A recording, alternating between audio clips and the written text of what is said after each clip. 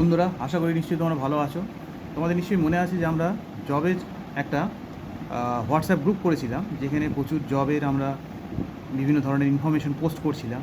সেগুলো দেখে অনেকেই উপকৃত হচ্ছে এবং তারা আমাদের এই প্রচেষ্টায় লাভান্বিত হচ্ছে। তারা বিভিন্ন জায়গায় ইন্টারভিউ দিচ্ছে এবং চাকরিও পাচ্ছে, এরকমও আমরা কিন্তু খবর পেয়েছি।